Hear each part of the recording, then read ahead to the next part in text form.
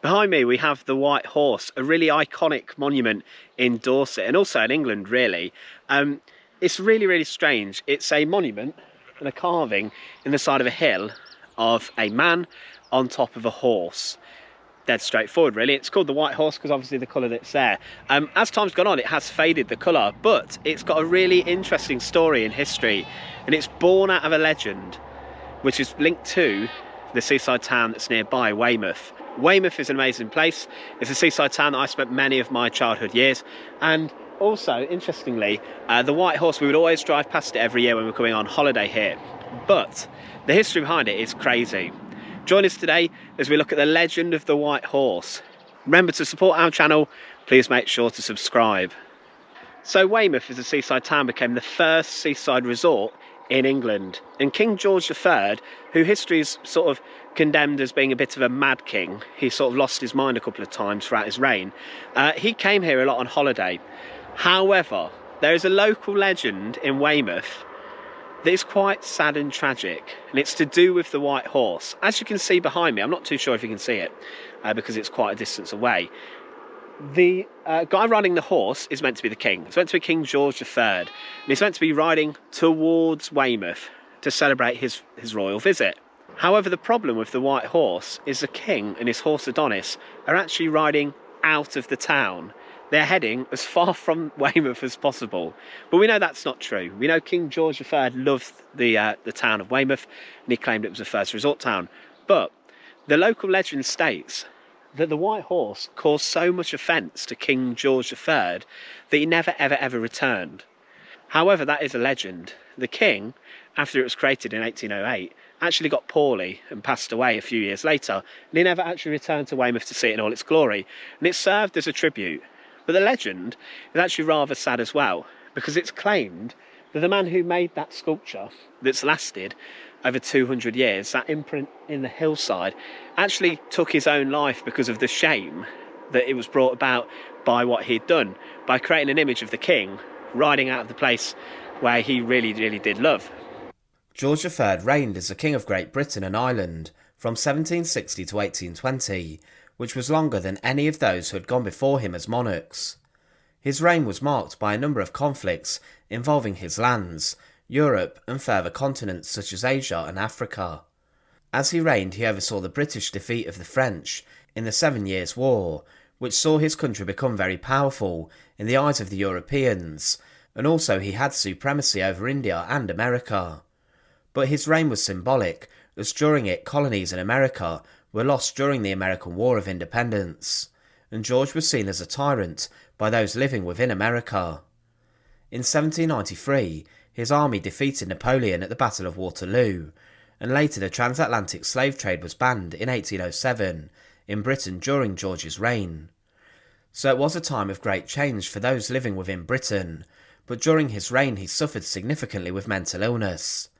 It's been suggested that George III suffered with bipolar disorder or with a blood disease, but he was greatly affected by his health. Some doctors could not explain his erratic behaviour, and some of his intriguing symptoms included speaking sentences with 400 words at a time, with incredibly complex language, and also at times he would then pause and stop for hours at a time, and would then foam at the mouth. He suffered from acute mania, but one of the biggest things he loved was the sea. In the 1790s, George III and his royal family took holidays in summer, and they visited Weymouth on a number of occasions over the years of his reign.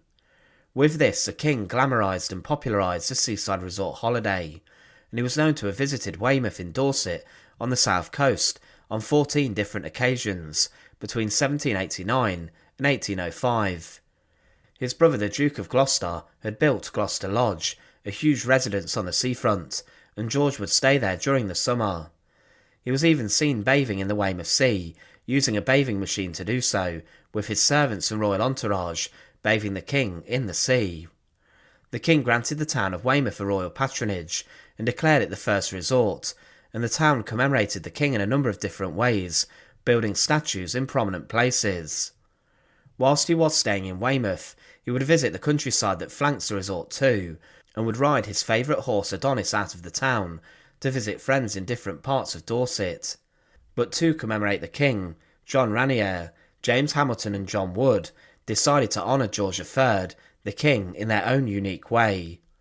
They would decide to sculpt into the landscape near Osmington Mills an 85-metre long, 100-metre high monument dedicated to the king. The White Horse, which sits on a hill, is a beautiful piece of work to commemorate the king, and over the years it has had significant work done to it to maintain its white appearance. Some pranksters even decided at one point to venture up to the horse and put a white sheet near its head to give the appearance it had a unicorn horn. But despite George III loving the seaside resort of Weymouth, he would never see the huge commemoration of him on the hillside near one of his favourite places. The White Horse itself depicts George III and his horse Adonis riding in the countryside. So the reason the horse is on the hill is to commemorate the King George III's visit. It was actually made by three men who decided to commemorate that visit in a sort of monument form. And as you can see, it shows the King riding his horse, but the problem is the King is not heading towards Weymouth, his destination.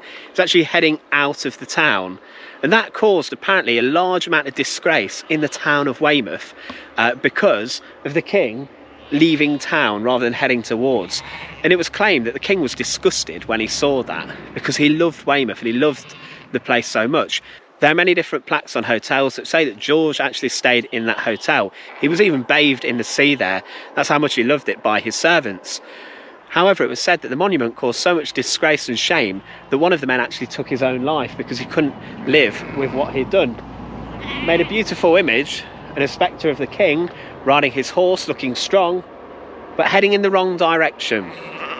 It's crazy, English history. There's some amazing and bizarre stories out there that still need to be told.